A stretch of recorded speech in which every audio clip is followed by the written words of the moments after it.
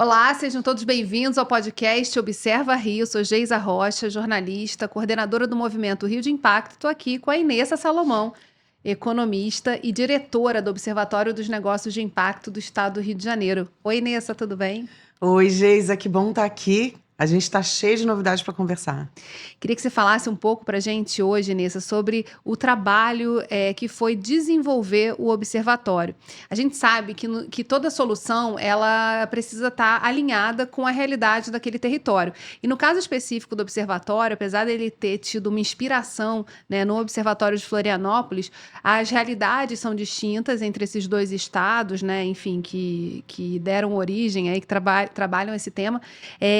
E o que você observou, assim, o que você traria aqui para a gente como destaque dos principais categorias que tiveram que ser modificadas nesse levantamento na categorização dos negócios de impacto aqui do estado do Rio?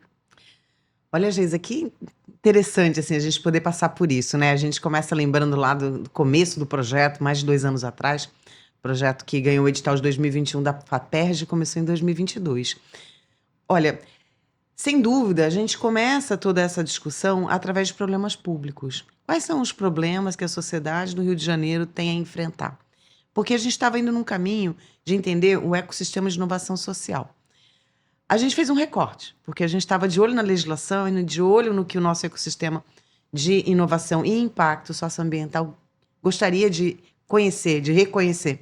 Então, a gente fez um corte para olhar apenas negócio de impacto socioambiental e não olhou principalmente para os outros movimentos sociais e tudo mais. Mas não tem como a gente separar os problemas da realidade do estado do Rio de Janeiro do que está acontecendo no geral. Então, a gente olhou para problemas como, por exemplo, a economia do mar, a gente olhou para as questões de diversidade da forma mais ampla possível, a gente olhou para as questões, por exemplo, de religiões, a gente olhou para coisas que não estavam tão definidas e tão determinadas em outros lugares. Por exemplo, a gente pode citar que em Florianópolis eles tinham um olhar muito direcionado para a questão da criança e do adolescente. Não que no Rio de Janeiro isso não seja importante, mas os negócios de impacto do Rio de Janeiro endereçam menos isso do que a gente vai achar em Santa Catarina, por exemplo. Então, assim, a adaptação das tecnologias sociais, elas são necessárias. A realidade, ela impõe essas questões e é isso que a gente veio responder. E que negócios de impacto também puderam ser mapeados graças a esse olhar mais específico sobre os problemas do estado do Rio de Janeiro? Uma coisa que é interessante é que no estado do Rio de Janeiro, a gente tem em torno de 58% da população preta e parda. Isso é dado do último censo do IBGE. E isso mostra pra gente a importância de responder aos problemas que essas populações, elas vivem no seu cotidiano e a todo momento. Então, a gente pode falar assim, uma série de empreendedores surgiram para resolver os problemas de valorização da negritude, os problemas das religiões da matriz africanas, as questões do combate ao racismo e as questões também da valorização da cultura afrodescendente, a cultura preta, da cultura da mulher preta e de como eles se colocam na sociedade. A gente pode citar aí, pelo menos, vamos dizer assim, sei lá, a gente deve ter não sei quantos empreendedores, mas eu consigo citar aqui uns 5 mais ou menos. A gente pode falar do Notícia Preta, a gente pode falar do IDBR, a gente pode falar do Afro Saúde. Então, assim, Notícia Preta está falando de notícia, de, né, trazer a informação de uma maneira contextualizada, antirracista. A gente está falando, por exemplo, do IDBR, que falava exatamente de trazer essa informação para dentro das empresas e mostrar o que é ter a identidade respeitada, assim como o eTeams também faz. Eles trabalham a diversidade dentro dos sistemas de RH. A gente tem o Afro Saúde, que vai olhar para a saúde das pessoas pretas e pardas que têm características específicas.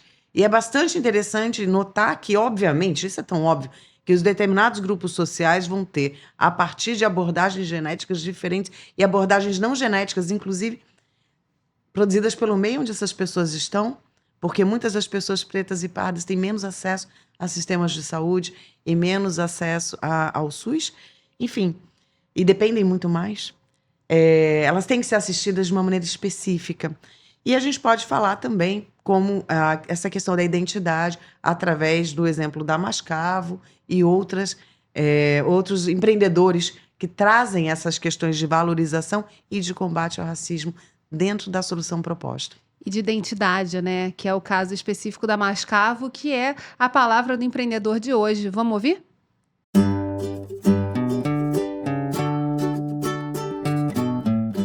Oi, eu sou Chayenne Aguiar, sou diretora criativa da Mascavo Estúdio, consultora de marca e cultura.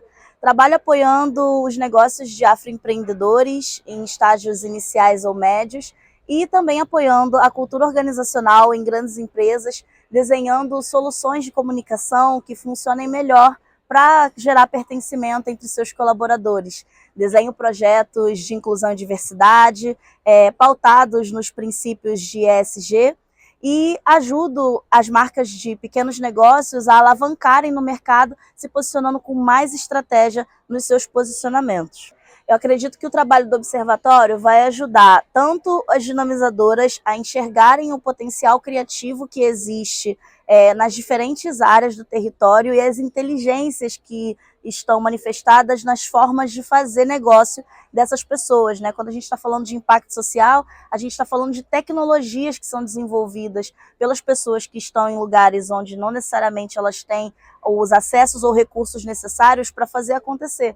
Então, essas tecnologias, elas são muitas vezes tecnologias sociais e relacionais que as pessoas desenvolvem para poder fazer o impacto acontecer nos seus territórios, e acredito que a pesquisa tem muito a aprender com esse fazer que não está dentro da academia. Por outro lado, as pessoas que estão mapeadas por essa iniciativa também conseguem encontrar nesse lugar um âmbito de visibilidade para o seu trabalho e também entrada no mercado de outras formas, né, através do seu conhecimento e dos insumos que eles produzem enquanto modelo de negócio mesmo, né, entendendo que aquilo ali é uma proposta de valor para quem está estudando ou pesquisando aquilo que essas empresas fazem. É tão bacana ver a Chay falando do trabalho dela na Mascavo, porque as pessoas ficam assim, o que que o marketing, o que que o branding tem a ver com isso? As pessoas se reconhecerem na propaganda, as pessoas poderem espelhar suas tradições, mostrarem a sua cultura. É lógico que o marketing tem tudo a ver com o impacto social. Eu acho lindo, lindo essa resposta que a Mascavo, assim como outros empreendedores, dão para essa questão que está colocada tão fortemente na sociedade do Rio de Janeiro. Você viu a quantidade, a diversidade de negócios que podem se multiplicar e que provavelmente ainda não estão no observatório, mas você que está ouvindo aí o nosso programa pode conhecer o empreendedor que faz impacto acontecer, pode conhecer uma dinamizadora. Então, não deixe de encaminhar para eles esse programa, e o endereço para acessar a nossa plataforma do observatório é www.riodeimpacto.com.br/observatório. A gente espera vocês lá, participem, façam parte, né, desse grande movimento do impacto. E a gente se vê no próximo programa. Até lá!